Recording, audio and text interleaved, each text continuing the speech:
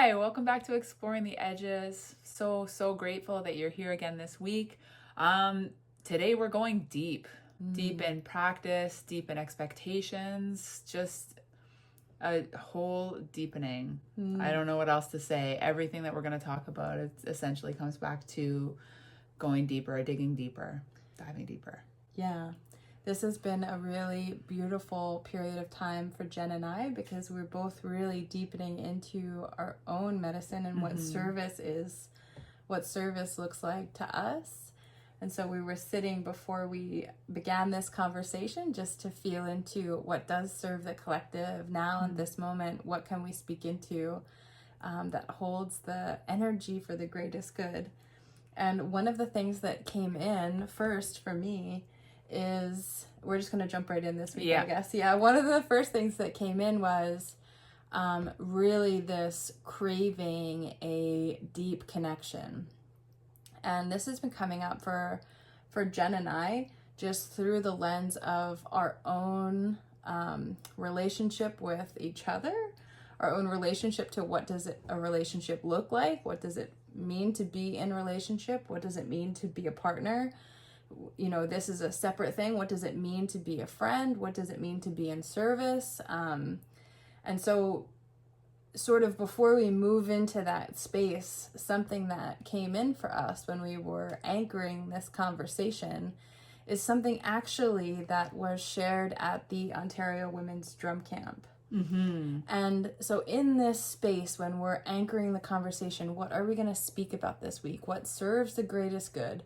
Jen and I come into this stillness, and I asked, is what we're going to speak about already in my field? The answer is no. And I said, okay, well, I'll open myself up.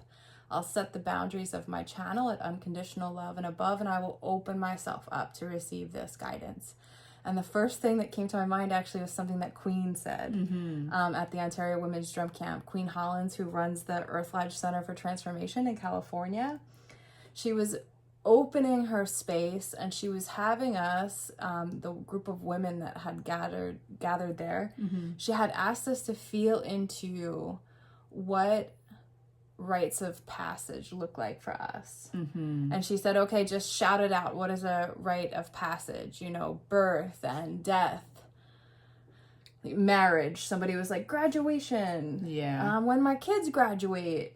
Yeah, when your kids leave home. Yeah, feeling into all of these spaces, these liminal spaces of change. And there was a part in my deep heart that wanted to yell out, the first time you offer your services to somebody, you know, like I wanted to be held in my own recognizing of, you know, this is a rite of passage, I think, in this community, the first time you hold space for somebody. You know, the first time you know, marriage, sure. Marriage is for sure a rite of passage, but like, and this is something that we're going to talk about. Like what comes after that, you know? Like and I think that a lot of the rites of passage that were shared in that space, they're so reflective of this like old structure, old earth. You know, they're so built into, you know, marriage is so nuanced for Jen and I because we don't hold necessarily feminist views around marriage, but there's some undertones of feminism there. Sure. We're not going to go into that either. Yeah, that's not today's conversation. That's not today's conversation. But, you know, feeling into, you know, we're not mothers, so maybe we haven't had the joy of experiencing that transition, that rite of passage, your children leaving home. But I wanted there to be more awareness in that circle for the depth of, you know, rites of passage. And Queen beautifully held like the first time your blood comes in, you know, like as a young woman, when your blood comes, you know, this is a rite of passage.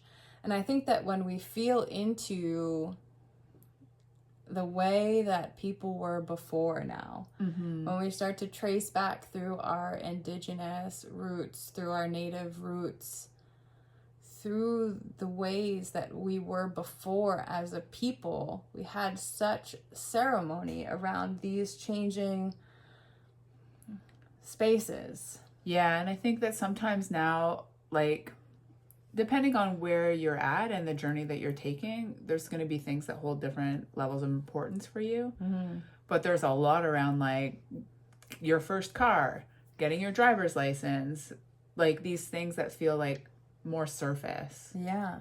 Yeah. Yeah, and wanting to have that depth also reflected, you know, like the first time I held a session for somebody. Yeah. The very first time that I felt God. Yeah, the first time that you could feel yourself moving energy, you know, like for me, this was huge. The first time I could feel myself actually for real moving energy, you know? Yeah, the first time you felt your energy really connect with somebody else's. Mm-hmm. The first time you could hear somebody's thoughts, you know, like Yeah. I wanted to have all of these things reflected in that space. And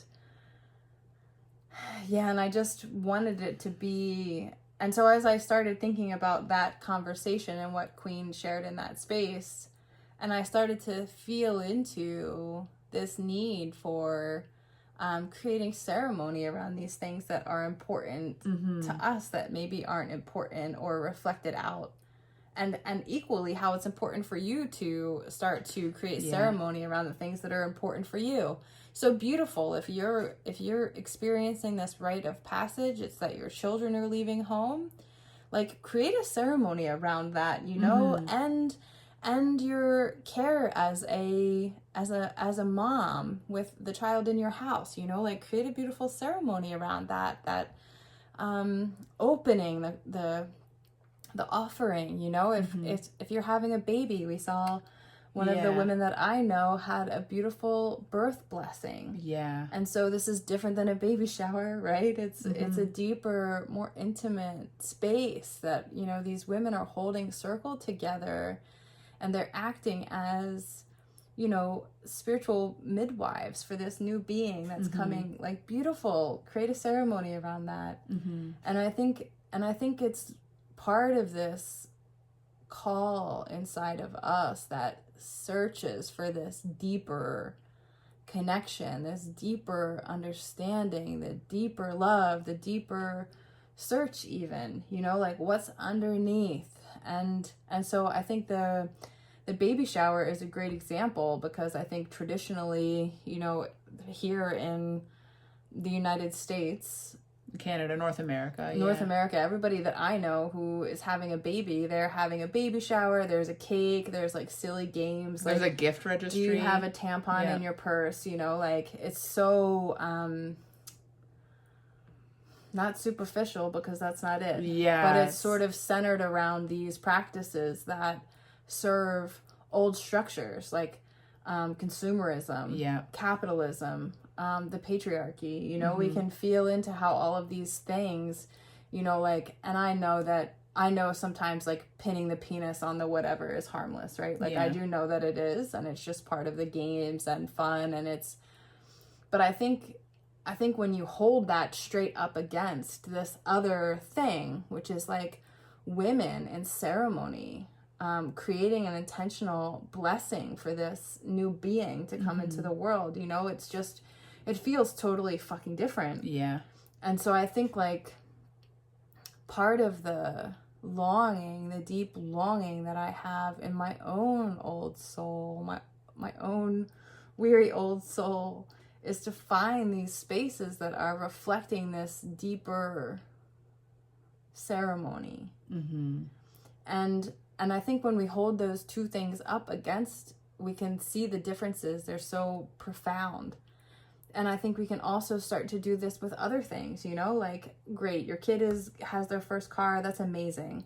But like, do we like ceremonialize the first time they created art, the first time they spoke in public, the first time they felt deeply connected to the earth, you know, like, are we also creating intentional ceremonial spaces around this? Yeah, good question. And I think another thing that I can share just from Jen and I's personal experience is that, you know, one of the stories that I tell myself is that I'm asking for too much depth. You know, when I would not be met in relationships, romantic relationships previously, I'm just looking for too much, I'm just looking for too much. I'm looking for too much of a connection. And same in friendships, really longing for this really deep sisterhood, this ceremonial partnership of sisters as women who are in the work, and where I am disappointed and I've projected my own deep longing onto people who are not ready to fill that role, or are not in that place in their own journey yet, or maybe just not interested in doing that with me, Yeah. And or not interested, yeah. which is also valid. Some people don't want to, Yeah. And so I think as I'm reflecting on this, coming into partnership with you, Jen, and you sort of have had a similar experience in terms of wanting to be really deeply met, a lot of emotional intimacy, a lot of emotional availability, mirroring back to me, yes, it's okay to be vulnerable. Yes, it's okay to have these deep emotions. Yes, it's okay to say this longing that your soul's been calling for, this deeper connection. And really creating ceremony around that. Yeah. I think one of the things that we've spoken about together and not on the podcast is that I was single for a long time, and just really dating myself and truly unwilling to compromise. Completely unwilling to compromise. People say, oh, what about her? Oh, no, it's not it, and not feeling sorry for it and no judgment on the other person. It's just not it. I knew it was not it. And then we've had conversations about well, do you hold that same unwillingness to compromise? Does it extend to your friend group? And that is not something that I considered. And now it's something that I'm sitting in a little bit. And I think what makes it feel, maybe it doesn't complicate it, maybe I'm complicating it, but what it kind of makes it feel more complicated is that it almost feels easier when it's a romantic partner. You're single, you're this is all I'm willing to let come into my life. This is, these are my boundaries, and this is what I'm looking for, and this is what I'm calling in. And talking about ceremony, we've spoken about that, I think, on the podcast, as I spent a whole summer kind of in ceremony. You were calling it in, I was calling it in a different way, but the same. And I had never done that in friendships in my life. And I think you kind of come into this world and you get friends, maybe it's kids, your parents' friends' kids who had kids around the same time. Those are your friends now. These are the cousins. Kids. Yeah, your cousins, or the kid down the street, your mom's best friend with their mom, and then so you just play together. You're all kind of the same age. You go to school. These are the kids in your class. You go play soccer. Those are the kids playing soccer, and you're just kind of thrown into it. And you find some great people, and you find some fun people. You don't necessarily take the opportunity to say, this is what I'm calling in. And I think because for me, friendship in a partnership is very important. And you mean being friends with a romantic partner? Yeah, I'm friends with you. That's important. I couldn't not be friends with you, but it's a separate, it just felt like a separate thing, and I wasn't doing the same thing, and it's, I think it just felt tricky. It feels tricky because this is what I'm sitting in now. It's do you have to clear space for that? I didn't have to clear space for you. I was single. I was already doing the work. I was calling it in. I was already saying no thank you to whatever. People were more invested in my, relationship status than I was. And, but with friendships, do you need to clear space? We talk about this, clearing space of what no longer serves, clearing what no longer serves to bring in what does. Does that mean you have to break up with friends? Does that mean you just have to shift energetically, where you are with them, meet them where they're at, and accept that? Maybe it's okay, maybe it's not okay. Maybe you don't want anything that's surface level. That's something you have to consider. And it just feels harder because you have 5 friends. You have 0 partner. You can call in a partner. There's nobody that needs to get kind of sifted out. Well, 5 friends. Now you have to look at Jenny, these relationships, For you, there wasn't somebody that had well, for me, yeah. But for me, I had to really step away from Yeah. a relationship that, you know, I was in a 14-year relationship, marriage. Did you start calling it in before you stepped away? Or did you step away and then... But I think it's a great question. Yeah. And I think it's even when you start to hold deeper truths around what you want, you're calling it in just in that intention and presence. And it's also, at the same time, it's illuminating everything that's not true and present in your current relationship. You know? So it's like it all is happening at the same time. Yeah. And I think it's interesting because, you know, I'm also sitting in this. We're both sitting in this. And I think it's probably because of, there's probably some of it is because you and I are about to begin collaborating with some important soul family connections. We know that. We've seen it coming in. We've channeled about it. We know that it's coming. Yeah. And so as we start to hold this space, like, okay, what does deep, meaningful collaboration look like? What needs to be present here for that to work? What needs to be present for that to be fulfilling, for that to feel satisfying, for that to feel authentic, for it to feel true? Okay, here's what it needs to look like. And we start to create shape around what we're creating. Essentially, we're creating it with our own dreaming, our own envisioning, our own truth telling to ourselves about what we're creating here in this, right? It's almost like, I know this is going to sound strange, but it's almost like sometimes when we're deep into the mystery with each other, we wonder if we even existed before, you know, like I sometimes wonder, did I exist before you did create and design me and call me in on the beach, you know? Like sometimes I just wonder these things, and it's, anyway. Yeah. It's all quantum and whatever. Yeah, and even if you like just simplify and say like, but did this version of you exist? It did not. That version of you had to fall away. Yeah. Yeah. But so as we start to hold these things, and even in my previous marriage where, you know, there was so much love there, devotion, love, you know, there's spaces where you're not being met fully. And as soon as you bring your attention to this desire, I want to be met fully, then all the spaces where you're not being met fully are illuminated. Sure. Not just in your marriage, in your friendships, in your job, everywhere. As soon as we bring our attention to something, this is like bringing our focus, our presence. It's the light, right? We illuminate everything with our intention. And so it's in that same moment that I start calling in, wanting to be met, illuminating where I'm not being met. It's all happening at the same time. Yeah.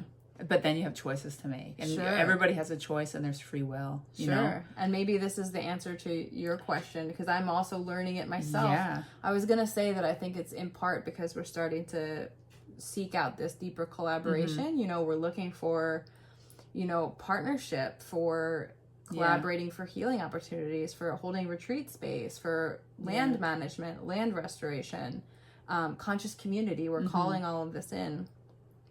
But I was going to say also this new moon in Cancer. Yeah. Where it's really showed us, like, how do you take care of yourself? Where are you overgiving?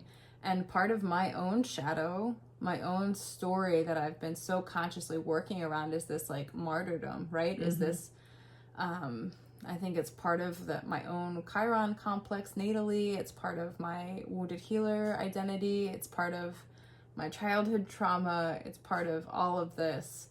And even today, when we're sitting this morning, you know, like, new layers are coming online all the time. I want to tell that story about, I think Miley Cyrus was talking about it. But anyway, so to answer your question, it's almost like as soon as we start calling in what we want, then we're being shown where what we have isn't really all the way it.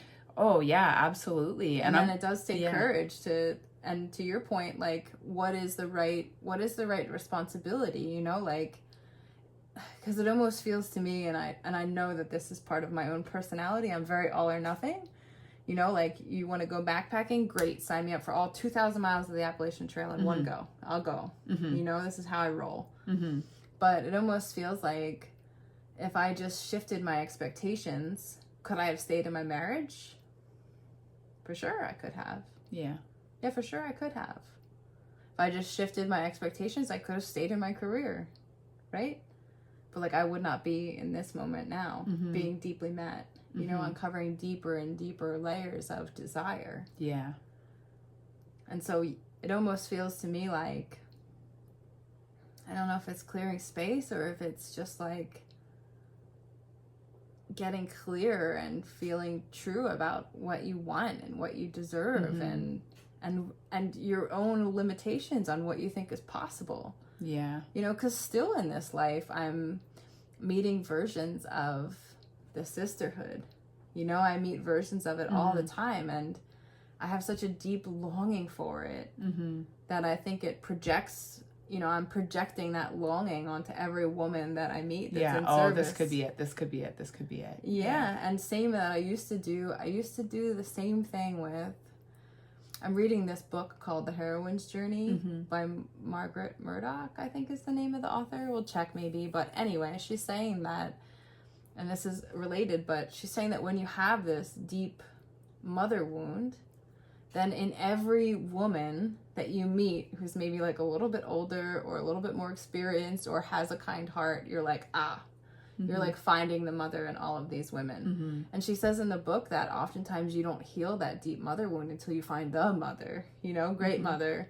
And for me, that was certainly my experience. I found all of these older women who I admired, I so looked up to, but really I just wanted to be loved by them, you know? And so there was performance around that, and, you know, it plays into this whole martyrdom. Like, if I do this, then will. Like, I just want to be loved.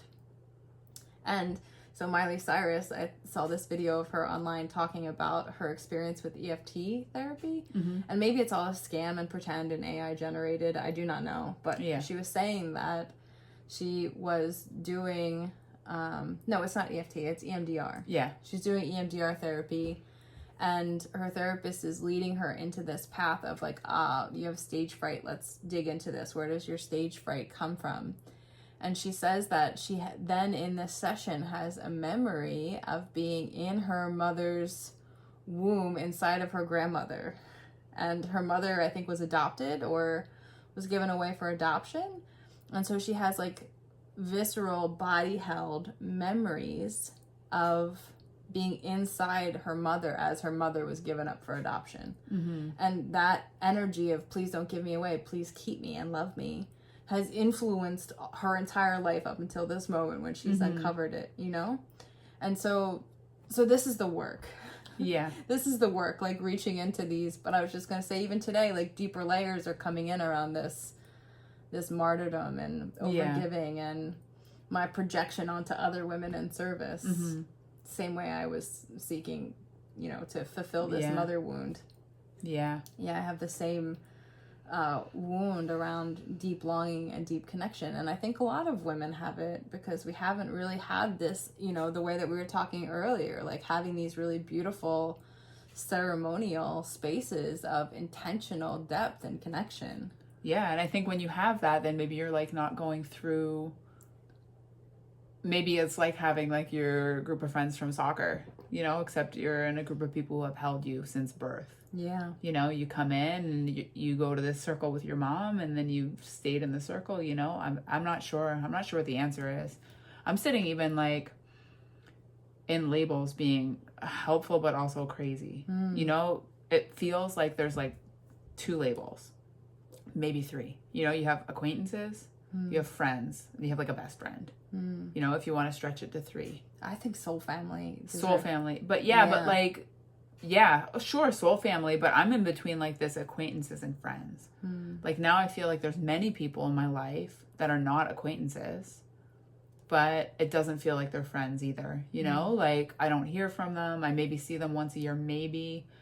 And it's so, but I know a lot about them. I'm very comfortable with them. They share with me when I see them. It goes, I can share with them. You know, I don't feel like I have to hold back or hide any part of myself, but it still doesn't really feel like they're friends because it feels like something's missing. Maybe it is a soul family. Maybe friends don't Maybe your friends don't have to check in on you and see how you're doing. Maybe that's not what it is. I don't know. I don't even have these Scorpio placements, and I'm like, no, I want depth. Like, will you go die on a hill with me? That's what I want. Yeah, and my chart is stacked. Yeah, but I don't even have that, and that's what I want, you know? Yeah, like, of course. Not that you really have to go die on a hill with me. No. Yeah, but I do want that intimacy. Yeah, not and the like surface. emotional availability and depth. Yeah. And I think adding another layer in, which has been really changed my whole game, is when you start to meet karmic partners, you know, karmic friends. And I think it just shifts everything. As soon as you've had the blessing of being connected with somebody that you've known before, you're like, oh. Yeah. You know, like, oh. Yeah. And I've had these connections with people that I haven't stayed in touch with. Like, I met this fucking guy in Bali in the marketplace, and just right away, you know, like, just right away, there was nothing needed in order for us to have that connection and that depth and that intimacy. You know, I didn't have to ask for it. It was already present, you know? And so I think it even is like friends, acquaintances, best friends, karmic partners, soul family. Yeah. And this for me has been like a reimagining, because I've moved through many relationships since I started this journey on this path of empowerment, this path of love.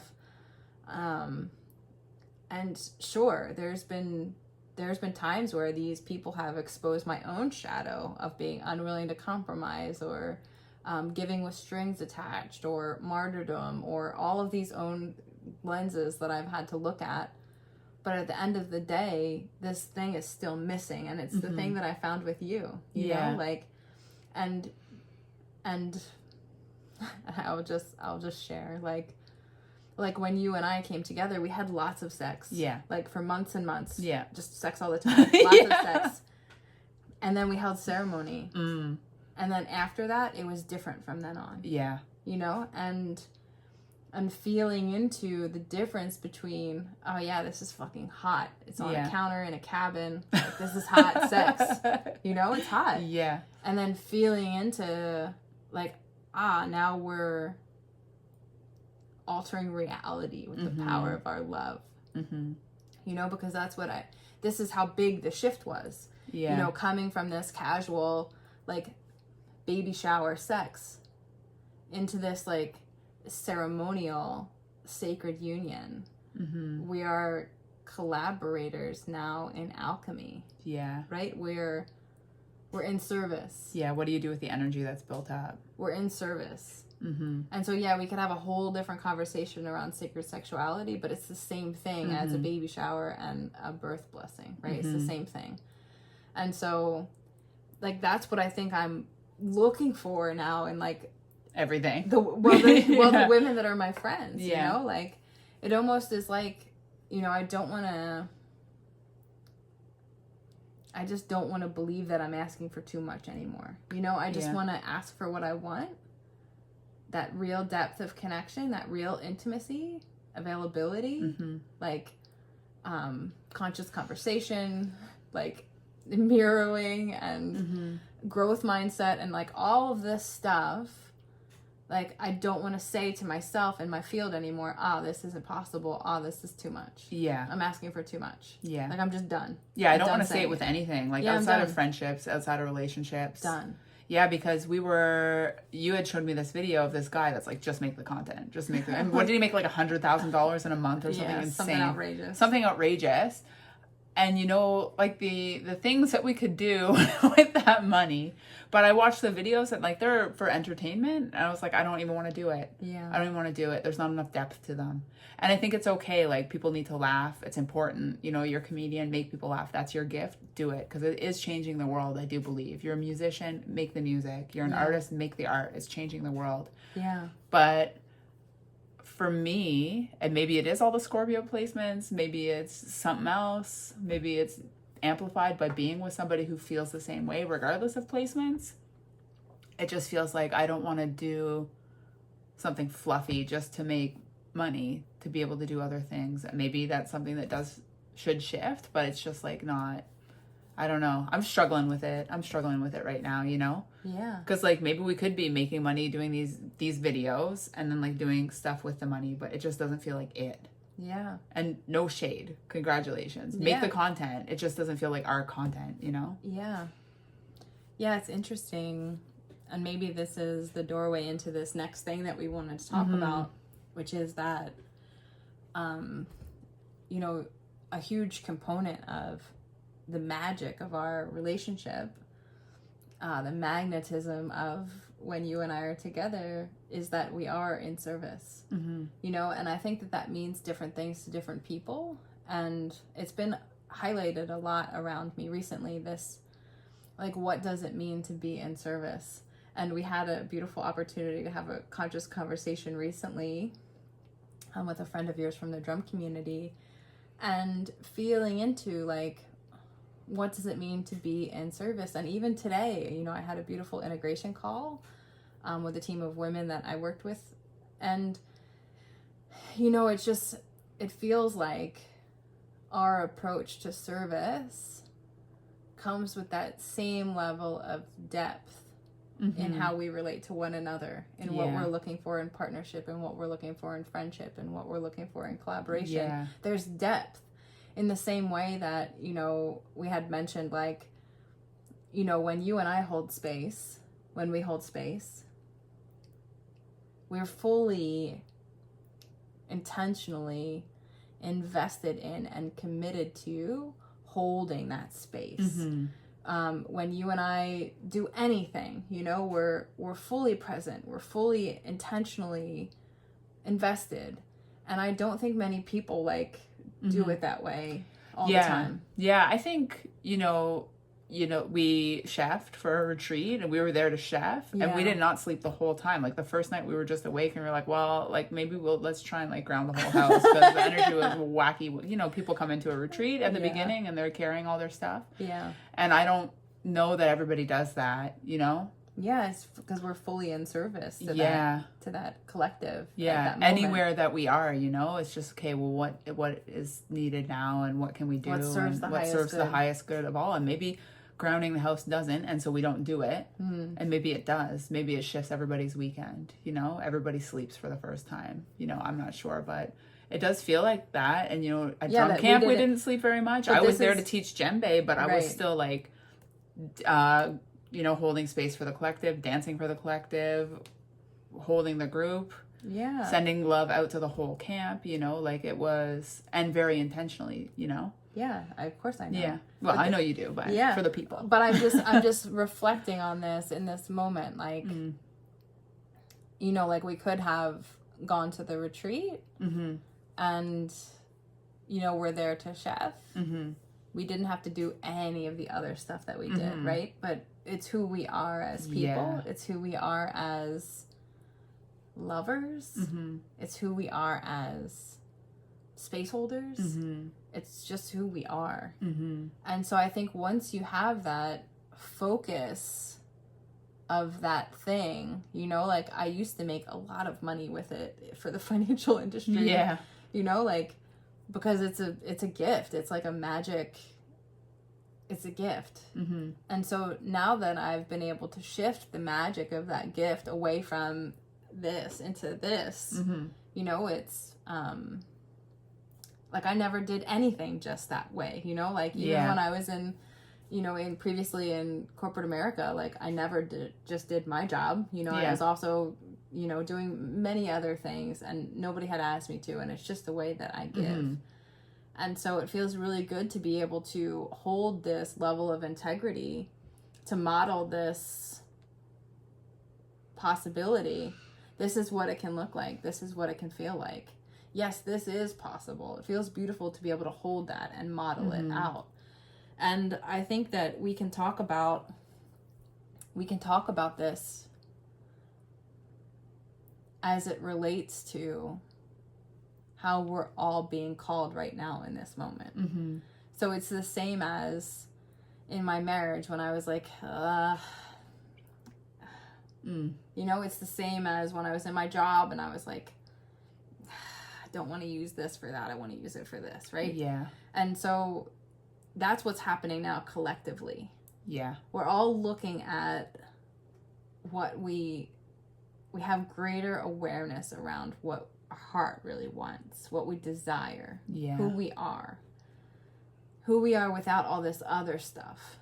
Mm-hmm. And from that place, we're both calling in what's next, mm-hmm. and everything is being illuminated. Mm-hmm. That is not it. Yeah. And it's sort of this same, I wouldn't call it an evolution, but it's like a deepening, you know, mm-hmm. like a deepening. Like, okay, you know, if I wanted to call in sacred union, mm-hmm. and that's what I was calling in, that and nothing else. Yeah. First, I had to get really clear with what sacred union meant to me. Mm-hmm. Then I had to figure out what kind of a partner would be able to meet me in that.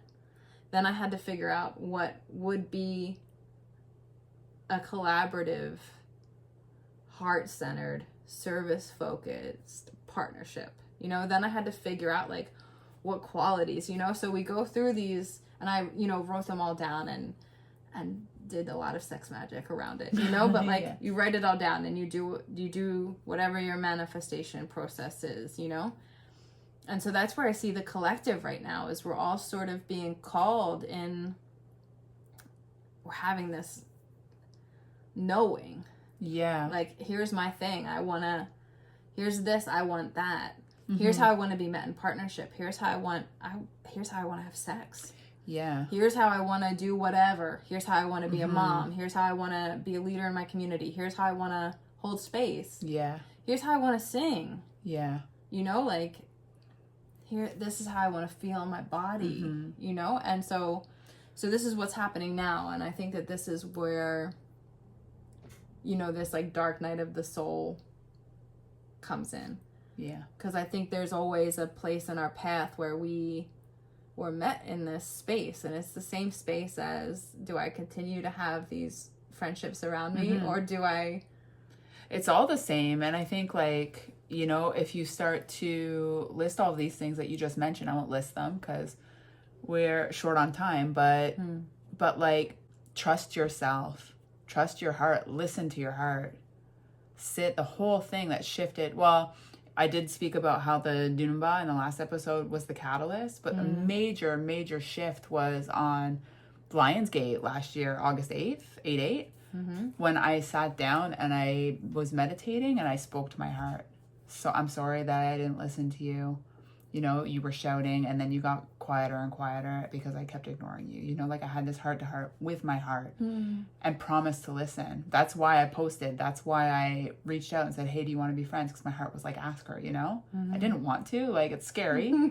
And I think that it's important to listen to your heart because the voices around, and even the internalized voices from hearing it your whole life, can be loud. Nobody likes their job. Just do it. You have to pay your rent. Nobody's 100% happy in their partnership. There's always something. Nobody's perfect. You know, there's always something. And it's true, like, nobody's perfect, but there is perfect people for you in their imperfections, you know? I think that sometimes it can be quite loud. And if you can take a moment to come back into your heart and ask yourself, like, what is it that I really want? What is it that I'm calling in? And then open up to it. I think it will change everything, you know? Yeah. And I think part of the problem, part of the reason that we stay in these situations is because they're karmic relationships. Sure. You know, and that's what's happening now in the collective. You know, this dark night of the soul has come in. We're all being shown where we're not in alignment with what we really want. And now it's a karmic clearing.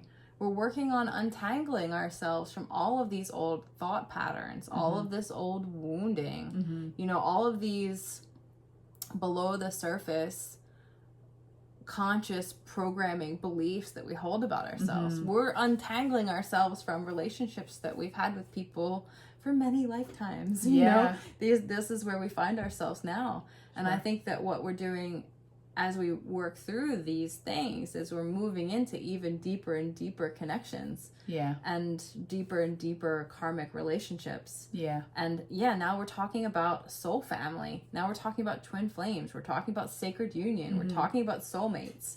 We're talking about collaboration for the greatest good of all. We're talking about community.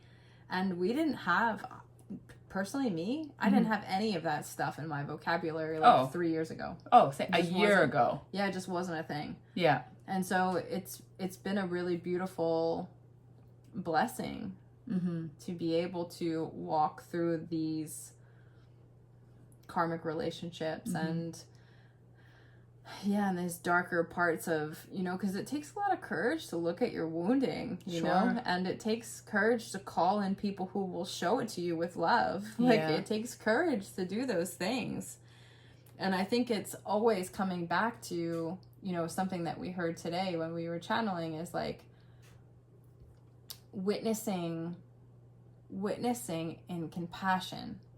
Whatever it is that's showing up for you, even if you're being led into parts of your shadow, even if you're being led into parts of your heart desires, witnessing in compassion, like what would love do in this moment? Something Sabrina Lynn talks about a lot. Like, what would love do here? And like, what can I do in this moment that serves the greatest good for all? And just coming back in, it's a practice. It takes a lot of intention to come back into this place. And it's something that, if we weren't doing that the whole time we were at chefing this retreat, coming back into it. Okay, what serves? Does this serve? Does this serve? What serves? Should I be grounding the whole house? Should I be having this session? Should I be having this conversation? Should I have this circle? Should I offer this? Should I do this offering? Should I start this podcast? Should I, keep coming back in. What does love do here? What serves the greatest good? Come back in. Keep aligning. And we're being carried with such grace right now. I mean, I don't know if any of our listeners are following the Schumann resonance, but we are not doing this alone. There's this whole cosmic unfolding evolution, Gaia's own consciousness, different dimensional beings, right? Like, everything is here now. It's all happening now. We're in this war timeline. Everyone here that's on Earth right now is here on purpose. We've all come right now at this time purposefully. And so really starting to anchor in that, what does love do here in this moment?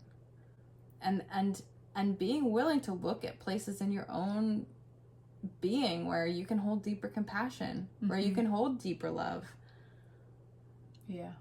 Where you can have deeper connections. What are you longing for? Big questions. Ask them. You check the show notes here. Yeah, and I guess the last thing that we can say around this is that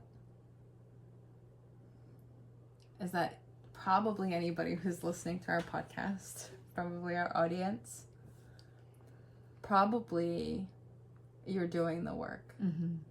And you're tuning in to sit in these expanded states with us because you want to be activated in a way, or initiated in some way, or questioned, or sparked, or held, or witnessed in love. You want to be part of that work that you and I are offering.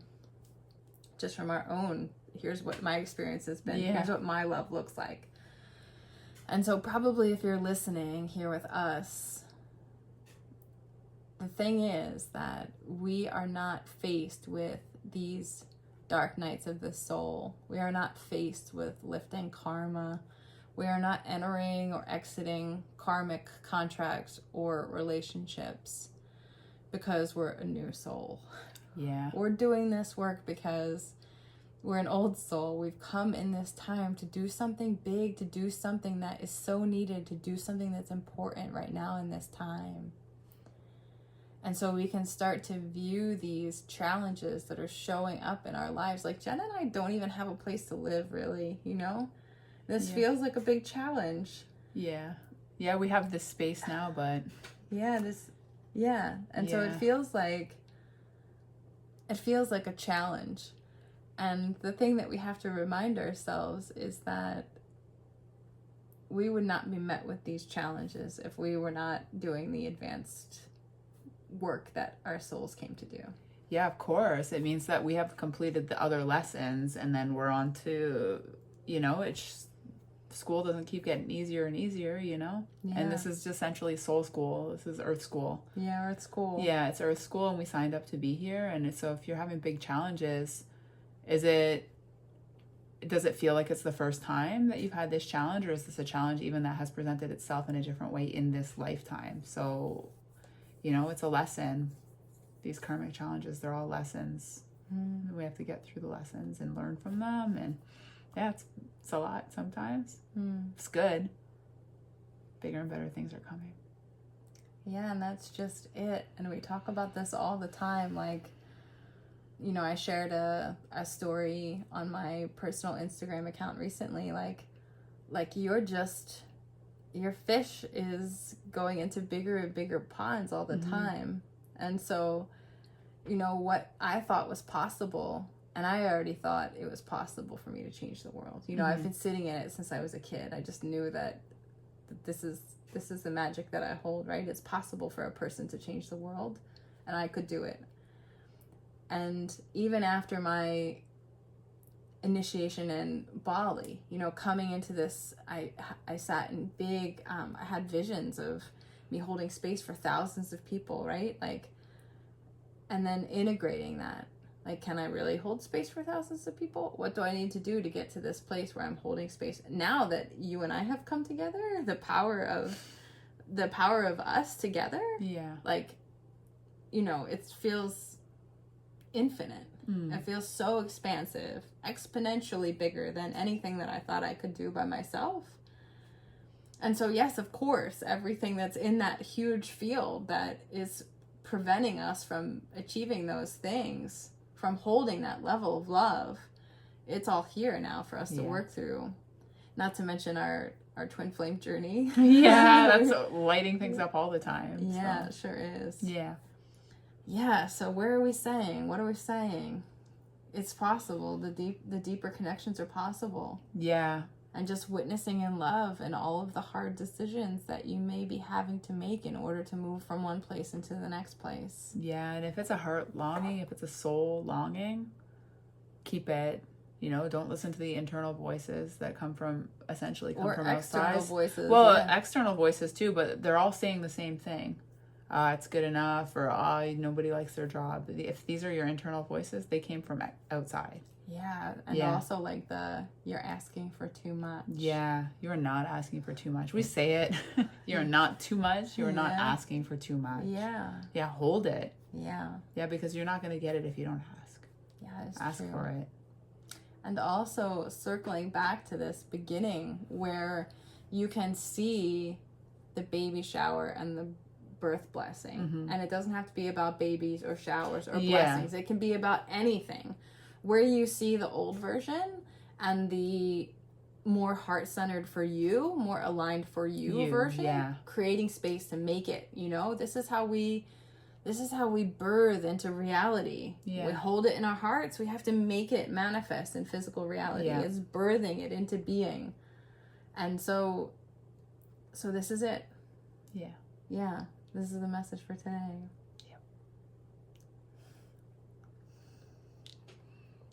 Thanks for coming with me on that ride. Yeah, thanks for joining us this week.